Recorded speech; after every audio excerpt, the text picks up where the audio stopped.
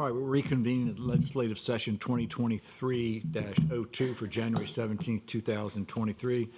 Next item on the agenda, capital improvement programs for fiscal year 24 through 28. And we're glad to have Mr. Tony Rudy from the airport here. Mr. Rudy, glad to have you here, and Mr. Olin from finance. We will certainly give you the floor. So good afternoon. Hopefully you've had a chance to take a look at our CIP for the next 5 years. If you have any specific questions, I'd be happy to answer them. Okay. Can you give it just a quick overview, just for the public, so that they know the major stuff? Sure thing. So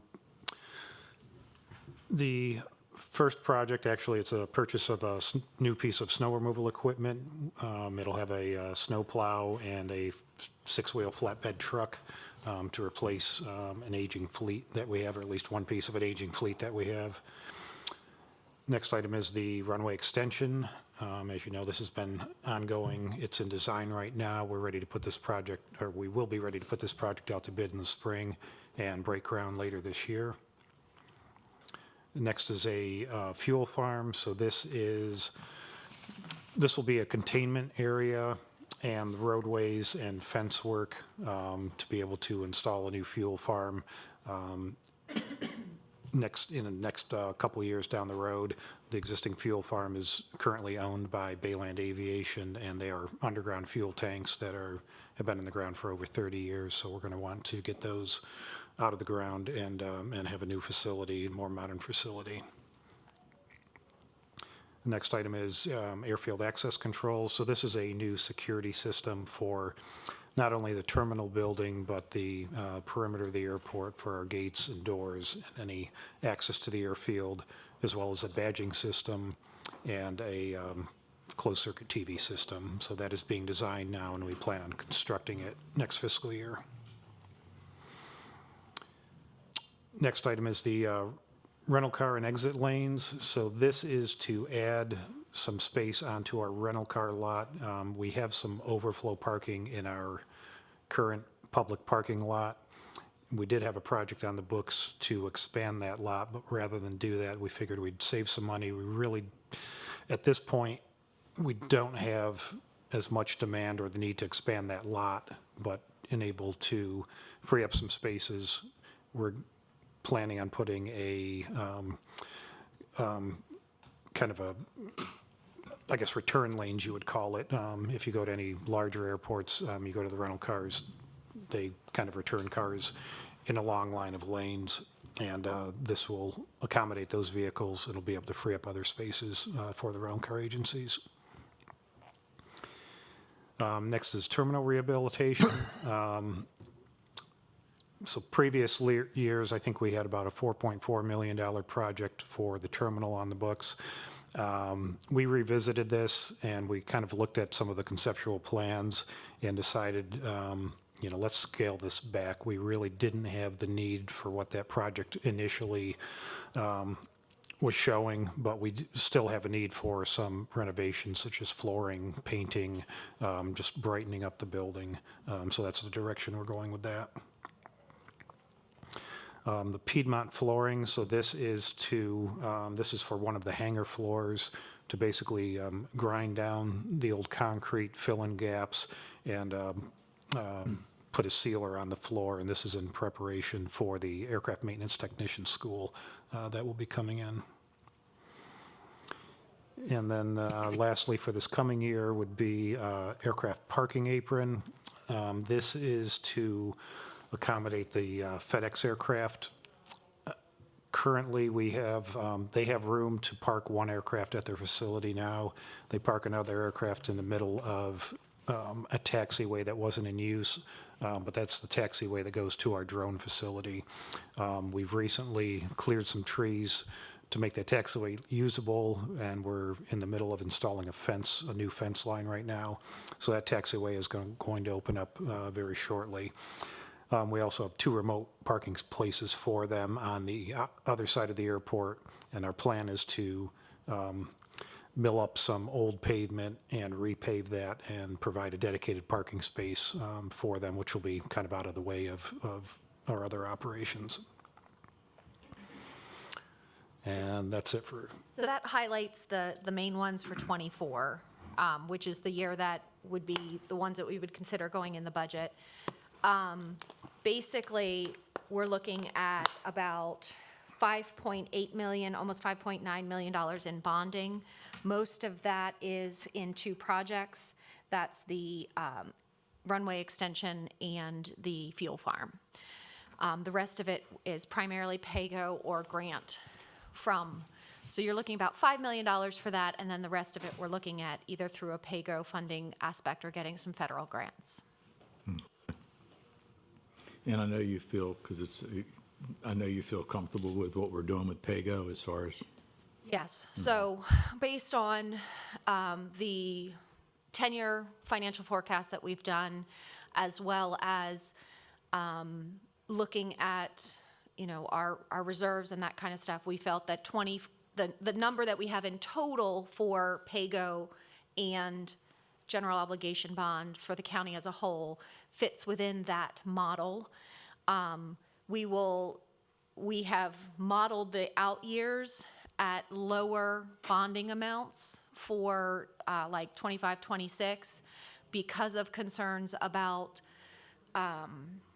debt limit, our P&I policy, and the general economy, as well as the interest rates. So we feel the projects that we're bonding for and the PAYGO number that we're doing is sustainable for '24, and that the out years fit in our plan. can you explain for the new council members the enterprise, PAYGO, and state other, just a brief? Yep.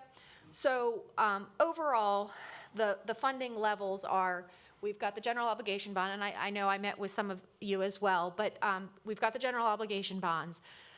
We bond for all departments under a general obligation bond.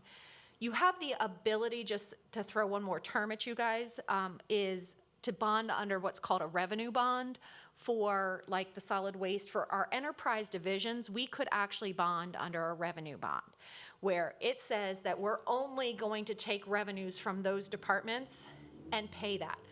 That's more costly because the interest rate on a revenue bond is going to be higher than an interest rate on a general obligation bond, because we're putting the whole taxing authority of the county behind a general obligation bond. We're on a revenue bond saying, well, the only thing you can get these interest rates and principal payments from is the revenue of that division. So people want to buy GO bonds and will give you a better interest rate. There's more risk to be taken on revenue. So we have never gone down the path of a revenue bond. We have always done a general obligation bond because it's cost effective for the county as a whole. We do then split up where those bonds are charged, though. They get charged to the departments. So if we borrow for the landfill pays that capital, that expense. But if we bond for the general fund, it's paid out of the general fund.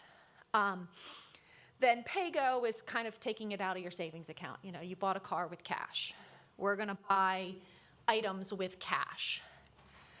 When we say county enterprise fund, we're going to take those funds out of those enterprise funds, and we really only have two enterprise funds that can afford to do that. That's the tourism center and solid waste. So if you see a line item that says that we're funding out of county enterprise, that's where it's coming from.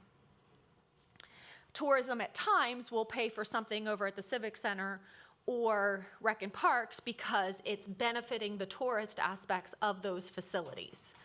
And it does meet the requirements to be allowed to do that. They transfer the money and pay for those things for those items. And then obviously state grant, federal grant, and other has a whole host of meanings depending on which item it is. But those are the main categories that we end up funding. You will typically not see to be determined in the year that we're looking at for the next budget.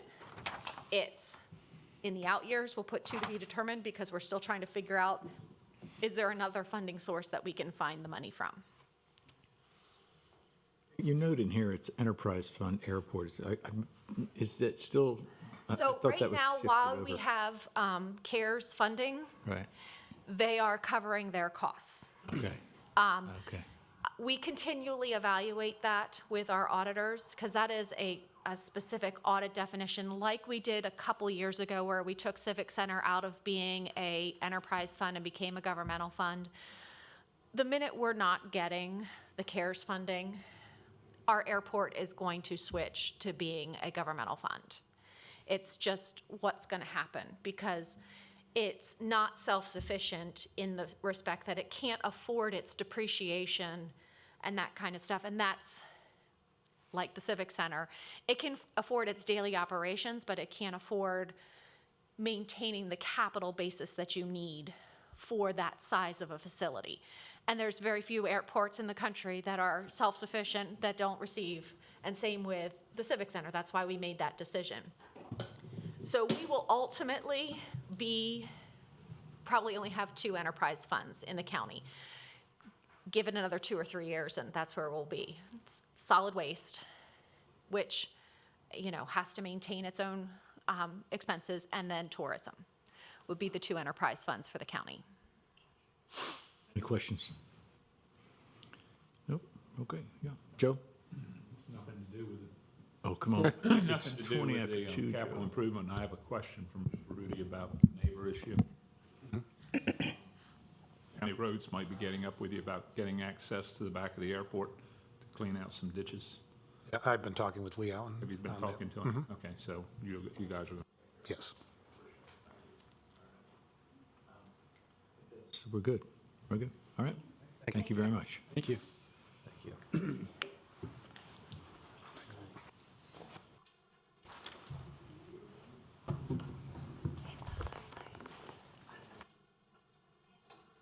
what's your jacket off? I'm okay.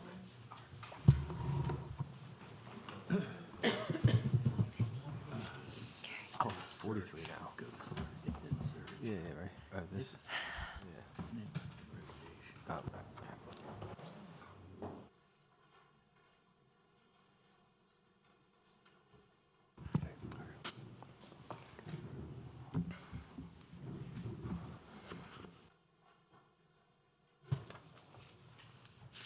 Good afternoon, Steve. Good afternoon. Thank you for having us. My name's Steve Miller. I'm the Director of Recreation, Parks, and Tourism for the county. Chuck Russo, Deputy Director, Recreation Parks and Tourism. Katie Rouse, Deputy Director of Recreation, Parks, and Tourism. Thanks for being here. I'll give you a quick overview of ours. So just as a reminder, our CIP plan is for our recreation, parks, tourism, civic center, and includes Arthur W. Purdue Stadium. For fiscal year 24 to fiscal year 28, we have 38 projects listed.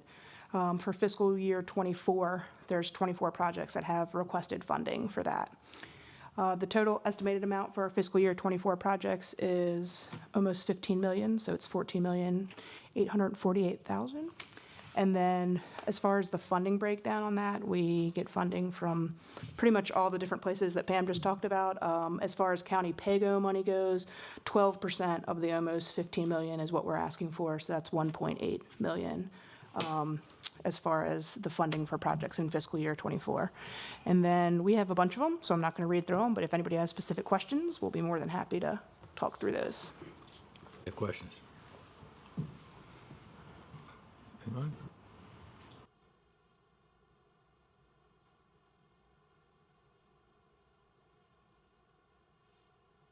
Maybe a quick meeting here. The only question I would have is, obviously, I'm continuing to get people asking me about the cove and the rocks and such. And you have an answer? Well, what's the question? It's they're worried about it turning into a mud pit like it turned like in Cedar Hill. The Cedar Hill, the beach there. It was a beach apparently, and we put the state came in and they did the rock piles, and then now it's a lagoon. The fear is that we're going to have the same thing at the cove, and I know a lot of money and time was put into putting those rocks in place, and there's nobody down there is happy about that.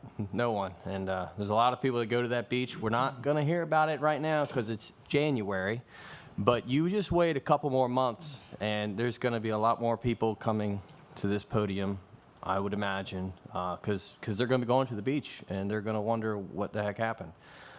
Because, I mean, when they first put the rocks in, it was probably okay for a while. But who knows what it's going to look like in a few more months when the tide's ripping in, ripping out, ripping in. I mean, I don't know what's going to happen. I don't know. I'm just reminding you all that that is probably going to be an upcoming problem. Thank you. I am looking here at the playgrounds and the basketball court. I know, oh, I'm sorry. I know the basketball court on Indian Villages for 24. I would like to see probably in something in the budget to get, I guess, open space funding or something for new equipment for that playground. So- If you have looked, if you go and visit the playground, it's little tiny stuff like I would put in my backyard for my my grandchildren. It's not big equipment, and the swings. So I would even look at the safety for that particular equipment. And it's not really like family oriented, you know, with a picnic table. I think they did have picnic tables, and I think the people that lived there, from my understanding, they painted it or destroyed them or something. But I would like to see playground equipment, the large pieces, and a swing. And I know it won't be in, 24, but in the future, add that to your future funding. Yeah, we can certainly look at that. The equipment that's there now is about 5 years old. We did that in, I think, FY 17 or 18. But as far as adding stuff, we can certainly look at that. Like the Lake Street Playground has these big things. And I went in on Union Avenue. I went through the neighborhood because that's part of my district in that area. And they have a playground. It might be a private from Johnson Lake area. And they have a nice big piece of equipment, a nice swing. And I like to see that same thing in the Indian Village playground. I know the playground equipment is costly and stuff, but maybe get an open space grant or something like that. Okay. In reference to what James asked, if I understand correctly, because I know you and I have had a conversation as well, there's already warranties in place on the work that they've done to the beach. Is that correct? Yeah, so we did, that was through Department of Natural Resources, the shoreline restoration program, and I'll let Chuck cover some details if I miss them here, but the design for the projects, both at Cove Road and Roaring Point, were different than the one you referenced at Cedar Hill, so we don't anticipate that being the same result. And they're different designs and different widths and whatever else, so, but the intent of those was to protect a shoreline which was eroding. So I understand what you're saying, and I'm not surprised. I've talked to some probably the same people. But what we were told by the experts was if we did nothing, we were going to lose the shoreline altogether. So those were projects that were vetted years ago and that were completed. And our focus now at Cove Road, which you'll see in CIP, is we have the new property, which we purchased next door, which will more than double the physical beach that people will get to enjoy at Cove Road. So that's now where our focus is how do we tie those two properties together so that people that go visit are actually going to have more beach than they've ever had in the past. So A question is, instead of putting more rocks, could we just, I mean, sand is really cheap. Could we just pump in a bunch of sand? I mean, they do that in Ocean City. That's just a question. I mean, I don't know why we couldn't do that, because people they want a beach and they don't want to swim around boulders and cut their feet on rocks and such. And it's just, nobody here did it. I'm just saying, there's people that have concerns about that, and that they need to be talked about. Sure.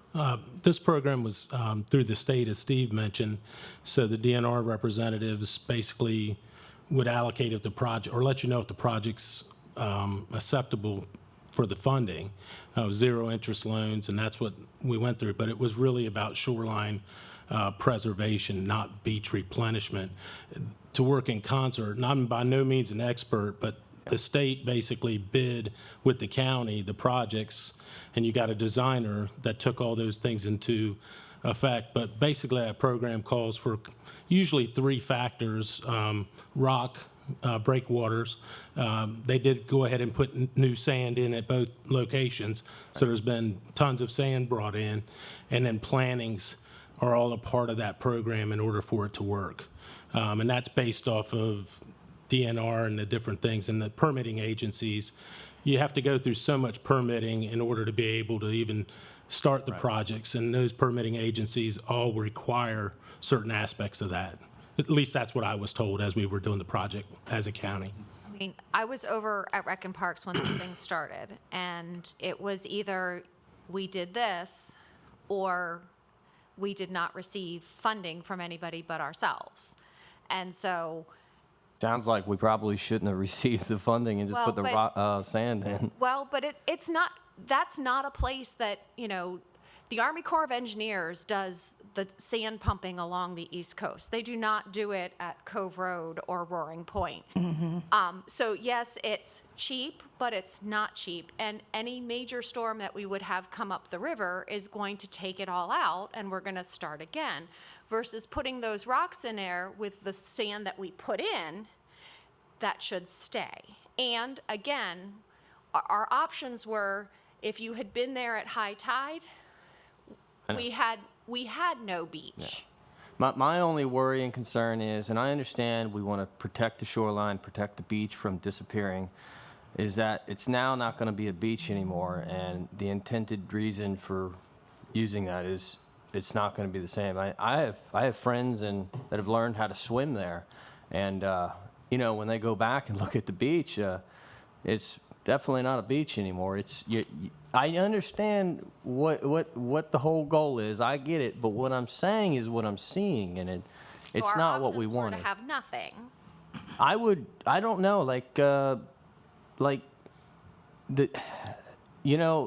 we're still not going to have anything because we're not going to use the beach. If I may,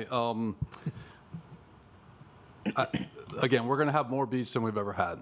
Right, yes. So I think the idea that we're not going to have beach is not accurate. We're going to have more beach, especially once we tie in the new property. We're going to have more beach than we've ever had, more sand, more places to sit, more places to enjoy, a new pier, which we've never had. People are going to have more public recreation there than they've ever had before. As far as the project that was done, again, this started 5 years ago.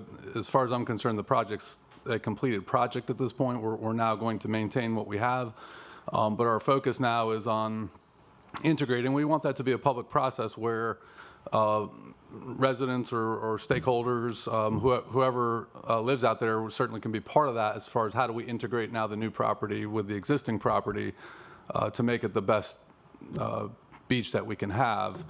But as far as CIP goes, we're looking at that next phase, which is integrating the new with the old property. Are we putting more rocks around the No. beach, or is that? No. done? Both projects are complete. Yeah, that's done. Okay. Yeah. Well, I'm just asking because we have more beach now, and Yeah. the only concern I have now is if we say, okay, this beach is disappearing, are we going to put rocks here now, and then we don't have a beach at all? I really do understand why you all did it, but people aren't going to sit in front of the beach now where there was a beach. They're going to go down where they were going to go originally, and just sit at the other side of the beach where there is a beach.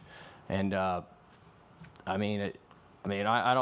just saying what people were telling me and what's happening. I'm not pointing fingers. I'm not trying to get frustrated or anything, but I'm just saying.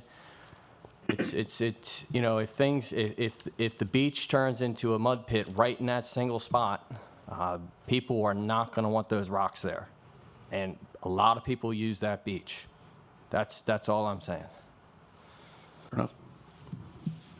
Can I ask about Pirates Wharf? Yes. 525,000 that we're putting in this year, and I'm assuming that's probably the last expenditure we'll have for Pirates Wharf, and I hope so. So what we had put in was the anticipation of additional federal grants. We've applied for more funding through waterway improvement, and we anticipate hopefully getting additional federal funds. We may need to, and it's not reflected here because there's some moving parts with Pirates Wharf, we may need to request FY24 PAYGO funding. For those council members who weren't here when we started this, this was back in 2018 as well.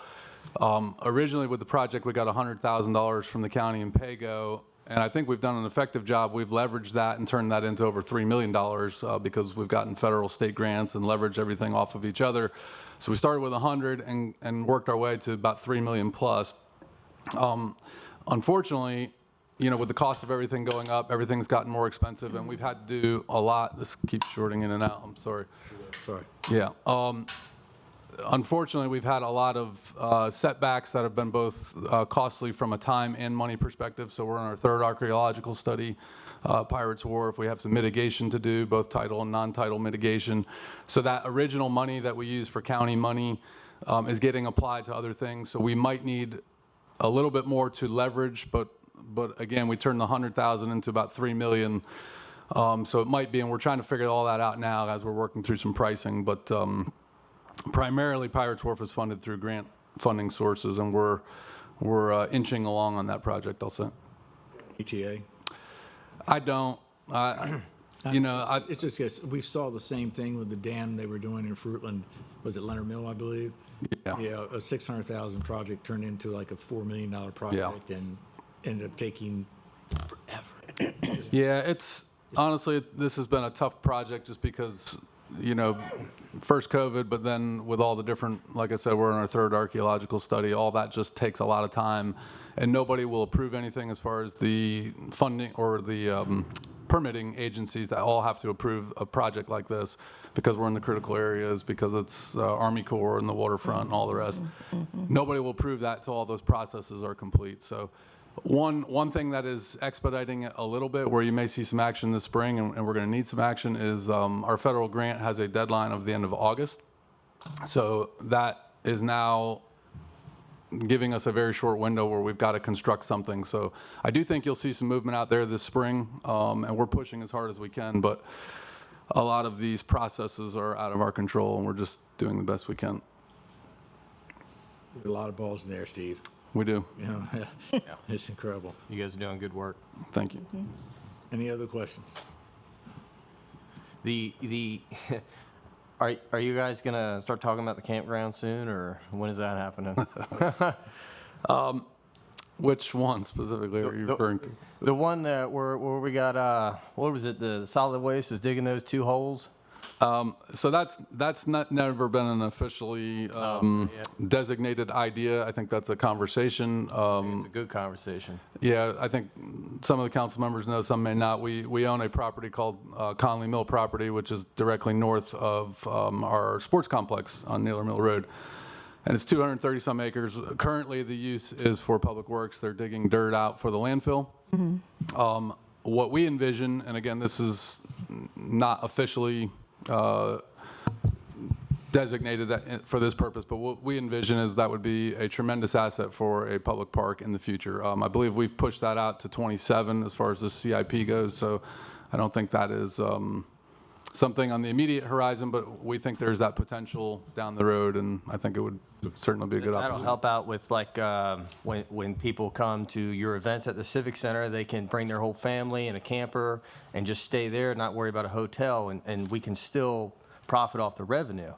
Because So wait a minute, you talking about a campground or a public No. park? What do you? I think it could be one or both, and again, we're so far out from that it's So nobody knows at this point, but you would have a potential for a campground if you wanted it, but again, that's a long way away.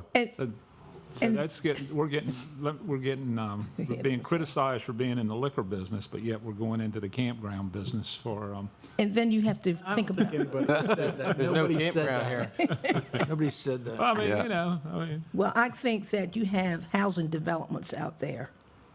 And to bring a campground, that's traffic and people, and you definitely have to have those folks involved off of Conley Mill Road, because I'm familiar with that. You just can't put a campground, because I know I wouldn't want one. And those estates there, right in that vicinity, you definitely have to have their input. Yeah. But this was just a conversation. Yeah, for a conversation, but I'm putting it out there because I always Yeah. believe you're supposed to tell people what's coming to them.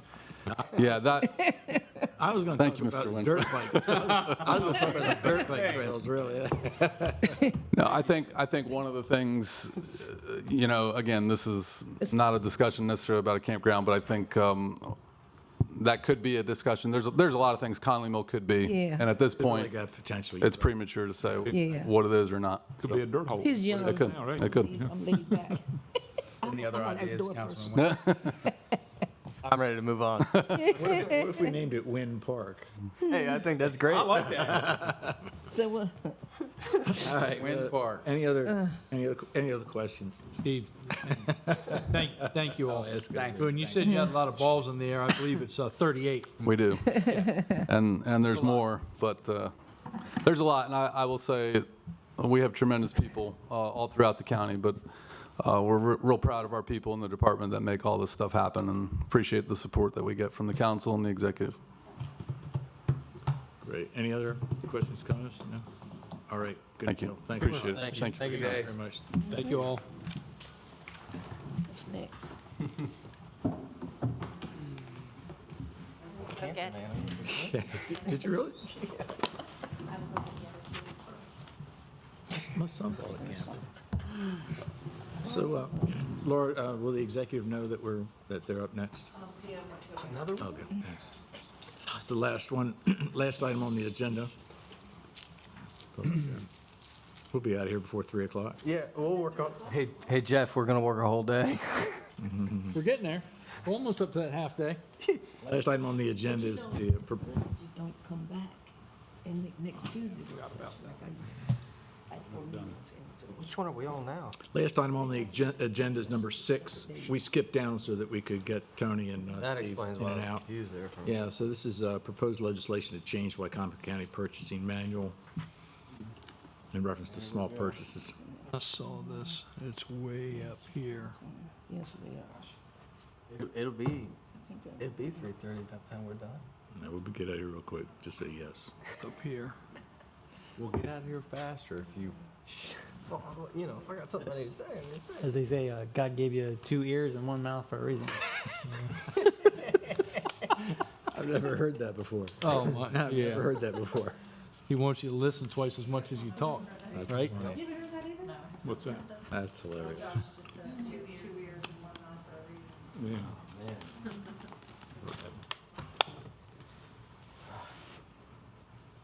Something in red.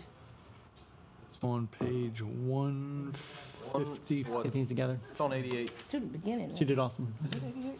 Purchasing? We're talking about purchasing. 88, yeah. Yeah, 88. Well, and the prep before everything came in, everyone was ready. Page It was good. 88. 88. You don't say here, checking Yep. up on you, make sure you really did. Page 88. I just wanted to check out. He introduced himself, seemed like a Very nice guy. interested Yeah. in political affairs, so, yeah. Me both.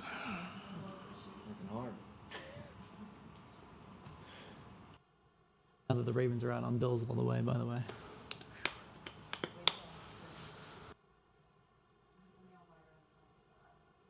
Oh, yeah. 88, Yeah. 89.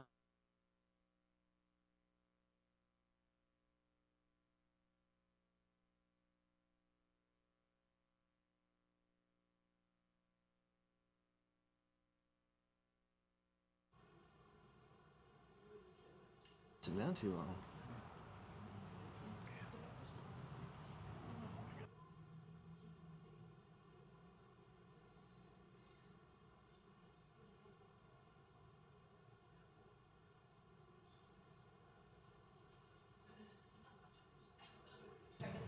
And the guy comes out, because I go to one side, and there's lots of side.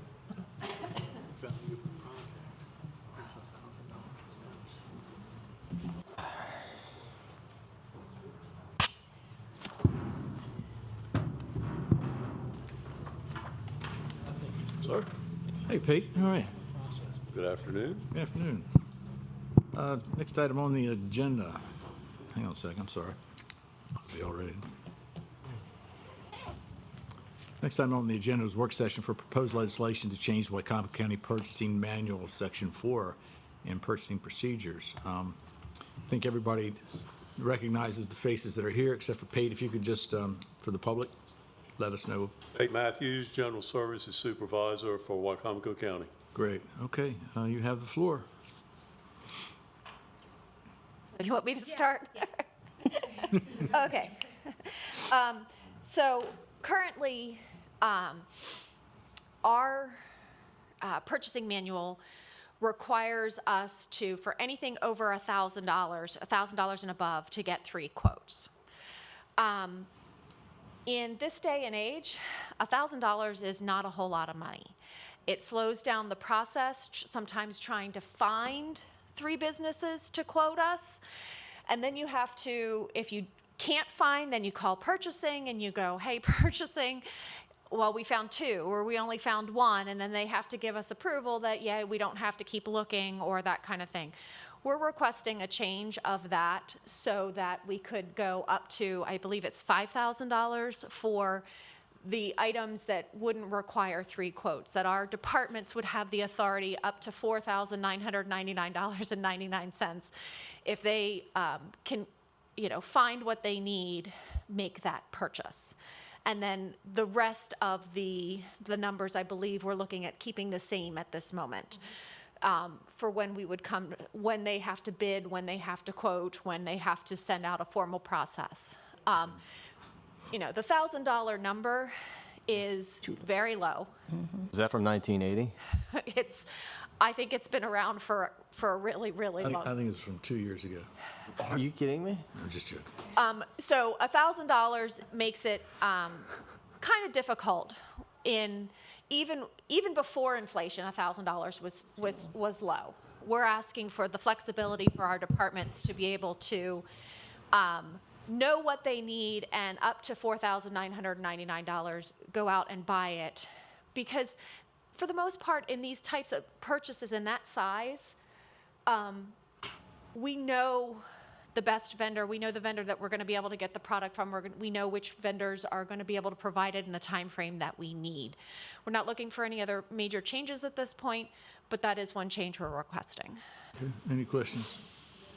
No, it's just, I spend often 6 to 8 hours trying to get quotes to save $100.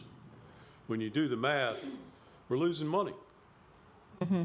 Right. I mean, we're not asking for a whole lot, but and a lot of this stuff is time sensitive, especially with the supply chain today. You might call a supplier that has a $1,500 valve today, get your other prices by Friday, and call the guy back and say, okay, I need it. And he says, sorry, it's gone. I won't have them for 6 months. So it's kind of a, attack while you can measure, as well as a time saving and eventually a money saving matter as well. That's a good point. Any questions? That's good. Yes, Laura. So our internal auditor pointed out that some of our purchase card limits are at the 2,500 limit. Do we need to increase those? So that's actually a separate limit. So what that $2,500 does is, and we could on the ones that want to buy it through, because some of these items we could do P card, but some of them actually want a purchase order as well. We could on a case-by-case basis. So, my purchase card does not need to go up beyond what it is, except on a rare occasion. And at that point, I know it, and I know I'm traveling, and I make a request for my purchase card limit to go up. But maybe, some of the parks workers or PATE staff could have their purchase card limits increased for the individual purchases. Because again, it's the limit that is set on the purchase card is not for, there is a total dollar amount for the month, but there's also a limit per purchase.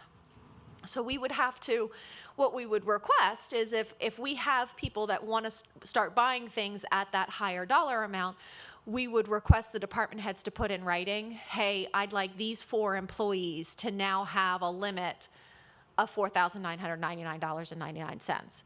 And that's and in the past, what we've done is there has been times when we've gotten 3 quotes and purchased something that's $1,800. Well, we've one time upped their purchase card. Well, we can set limits different, and to make it documented, it would be a request from the departments that, these 3 people make this kind of purchase on a frequent basis, we need to up their limit.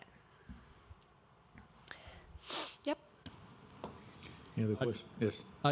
I would definitely support this.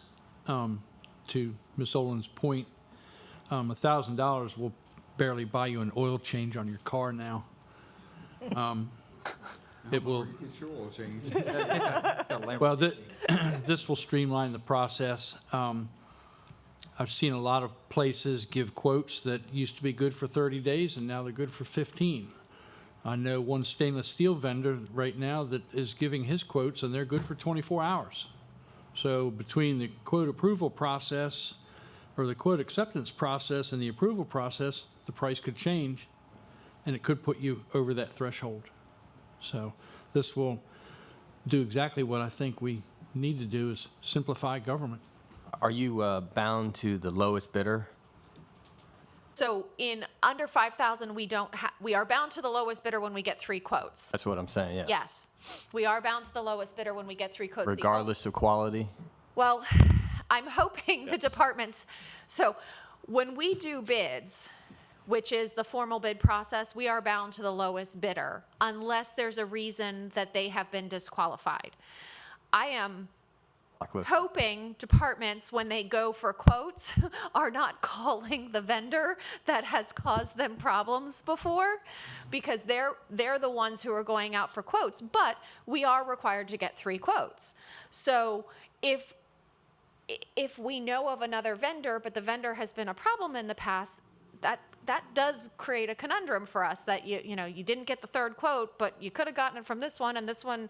Right. So again, the $5,000 will allow our employees to pick the vendors that have been reliable and provide quality for us on a timely basis. And so again, we are bound by the lowest responsible and responsive bidder. We have overridden that, though, before. Pardon me? We have overridden the lowest bidder before. We have. We can do that. We can do that under certain conditions. Yes. $4,000, it's hard pressed to get a good contractor out there just for one day. I'm just saying, I mean, a lot of times what we're buying in this range is we're buying a replacement part. Right. Or we're buying, it is rare for us to be doing a major project at the 4,000. We're buying parts, we're buying a piece of equipment, you know, or a door, or, you know, a piece of furniture. I mean, trying to buy a piece of furniture for $1,000 is. I agree, $1,000 isn't enough. So again, this would eliminate the need for our employees for anything under that threshold to be spending the time to try to find 2 more. Everybody okay? Sounds great. Just to briefly address your point about the low bid, we do have a process through the purchasing department where we can file a complaint against a vendor. But what I don't know is happening for sure is when people put stuff out to bid, are they verifying this vendor doesn't have any complaints against them? Now, we've got a new purchasing setup coming in. Maybe that's something that we can address, is to have a file of vendors that we have issues with or a complaint against, so that even if they are the lowest price, we have a recourse to say, okay, you know, you're the low price, but we had this problem with you on your last job. Therefore, we're not going to accept your price for this reason.